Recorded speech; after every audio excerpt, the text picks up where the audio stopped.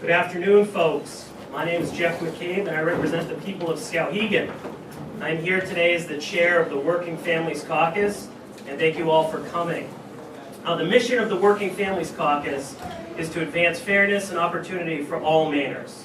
The caucus focuses on creating quality jobs, addressing poverty, and preserving and investing in public assets that ensure all of us can thrive in a local and global economy.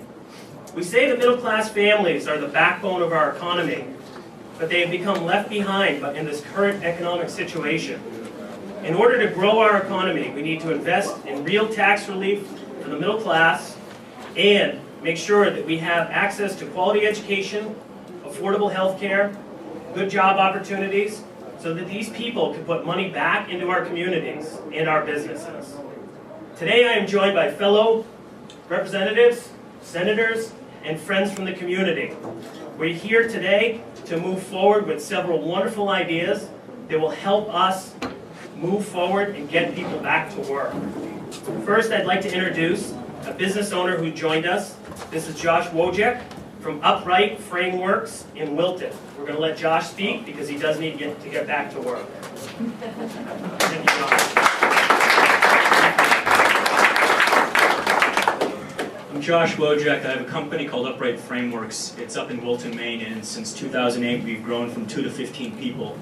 And I'm here today because I'm very excited that there's a group in Augusta who's focused on the needs of the working class families in Maine. It's a group of people that includes all of my employees, and it includes the vast majority of my customers. And I apologize for my attire, but I was crawling around in an attic before I got here, and I'm going to be down in a basement in Falmouth in a few minutes. But I just wanted to come here and thank this group for finally taking some action. As a small business owner, it's been frustrating to see the rhetoric and the blame game that's been going on in DC and in Augusta, and it's nice to have a group that's finally focused on implementing actual policy solutions that make sense. Yeah, I'm a business owner. I don't enjoy taxes as much as the next person, but I know for a fact that it takes more than cutting taxes to stimulate the economy and create a good economy in the state of Maine. It takes good infrastructure. My fleet gets destroyed every time we drive down the road, and we work all over the place. And smart investments in areas like energy efficiency are good for the state. There's probably more than $300 million of money that's just being burned unnecessarily every year in heating fuel, and it's the kind of policy area that the right kind of investment and the right kind of support from Augusta would go a huge ways towards helping the state's economy. So thank you again to the group, and thank you all. Thank you.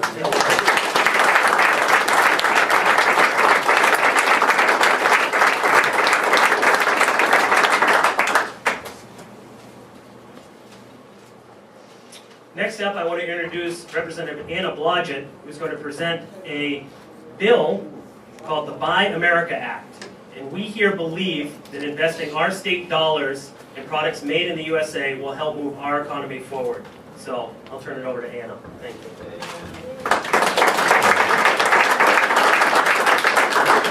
Thank you. I am Anna Blodgett. I ran for office in the hopes that we could help families who are hurt by the Great Recession. Many people are struggling because they've lost their jobs, while those who have jobs are counting their pennies how they are going to provide for their families today, or if their job will be there tomorrow. Last session, I introduced legislation, LD 521, an act to employ the unemployed, to provide jobs to unemployed Mainers so that it could get them back on the employment rolls. This year, while I was doing my Christmas shopping, I began looking at labels on what I was purchasing. Nearly everything I picked up was made in another country.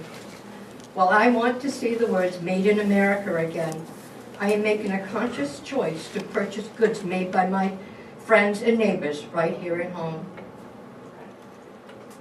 Our own DHHS, who contracts millions of taxpayer dollars each year to outsource their IT information technology projects, have had contractors who have affiliations with companies outside of the United States.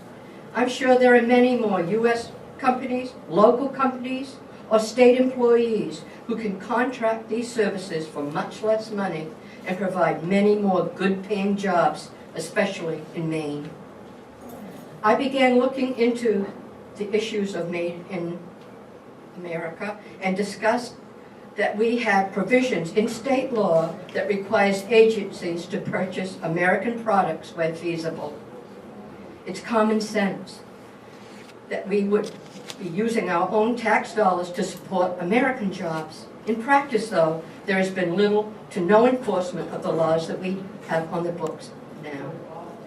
Therefore, I am submitting a letter to the presiding officers requesting that they allow me to introduce the Buy American Act. This bill would strengthen existing laws while including key enforcement mechanisms designed to ensure that where feasible, our taxpayer dollars are used to put people to work right here in the US of A, and just as important, in Maine. Thank you.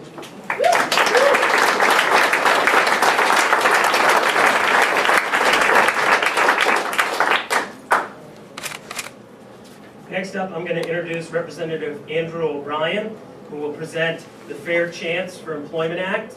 Across this great country, people are looking for work and are finding themselves discriminated against on the basis of being unemployed, and we think that needs to stop. Thank you, Andrew. Good afternoon. My name is Andy O'Brien. I'm state representative for District 44. Since this crushing recession began in 2008, tens of thousands of Mainers have found themselves without work through no fault of their own.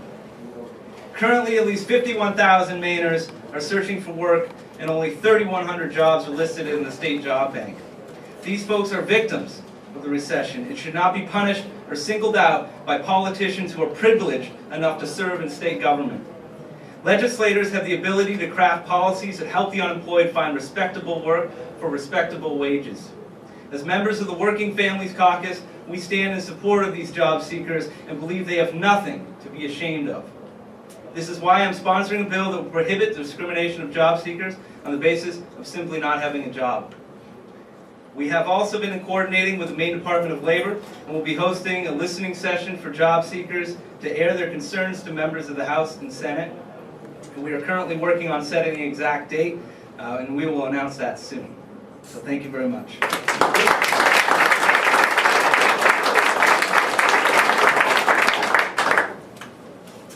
Mainers are complaining to us more and more about the unsafe road conditions. We are hearing from construction workers who remain laid off during this recession. The cost of repairing our roads is at an all-time low. Now is the time to be putting people back to work to fix our roads and bridges, making our public buildings more efficient. Building critical infrastructure for our small businesses across the state needs to be a priority. The Working Families Caucus supports responsible investments in roads, job training, bridges, and other public infrastructure that will create jobs in the short term while ensuring key infrastructure needs are addressed for the long term. We call on joint leadership to invest in Maine by sending the voters a package of public investments, including bridges, roads, research and development, and other necessary needs. Right now, I'd like to take any questions from the media that are in the room, and I'm going to actually have some folks behind me probably help address those questions because we have a great deal of policy knowledge behind us and some wonderful folks. What are the chances that either of your requests will be approved? Wow, what a great question. Well, you know, I think we've given an option right now. We've laid out, you know, some framework that I hope this won't become a partisan issue. And, you know, we are prioritizing right now, and we have some support from our leadership. So I guess right now it's up to the Republican leadership whether or not these are important priorities for them as far as getting people back to work. Does anyone else have anything to add to that? I just say we are trying to raise awareness with the public that we have these ideas floating out there. Oh, excuse me. That we're trying to raise consciousness in the public that we have these ideas out there. So it's also up to the public also to help us pressure lawmakers to have a public hearing and to discuss these issues. Thank you, Representative O'Brien. Jeff, you mentioned Representative Russell's bill from last session that passed. Is Is there anything carried over during this session or anything new for this session that's a priority other than the two that you mentioned that are being considered for after deadline bills? Right now, as far as the Working Family Caucus, today we really just wanted to focus on those pieces of jobs in the economy. There is, some other areas of interest the Working Family Caucus is sort of tracking and following, and I think in the future you may sort of hear from us on sort of some of our opinion and our stance on some other issues. I don't know if that was... Sure. Thanks for the question, Eric. You sound about as good as I'm probably going to sound tomorrow morning. We actually also have some carryover bills related to bonds. Representative McCabe has a jobs bond in, Representative Hink has a bond package in that would invest in energy efficiency for municipal buildings. All of those packages have opportunities to put people back to work. We have an opportunity to, the costs are so low right now, the interest rates are so low, and we're in a position to put people back to work now while building infrastructure for the long term, so our small businesses have opportunities for generate. We're not thinking just of the next election. We're thinking about the next generation, and that's the key takeaway, I think, for our caucus. Gerald? How would the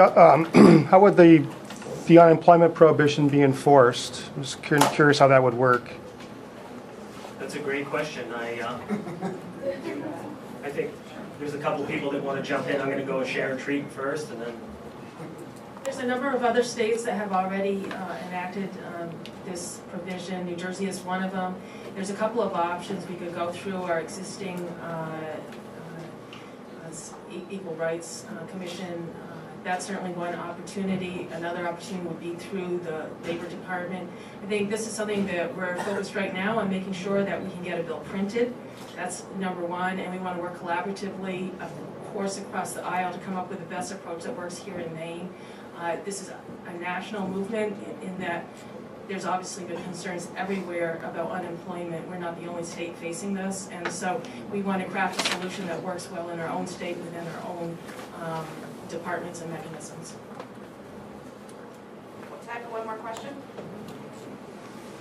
Going once. Going twice. Well, thank you for everybody for being here.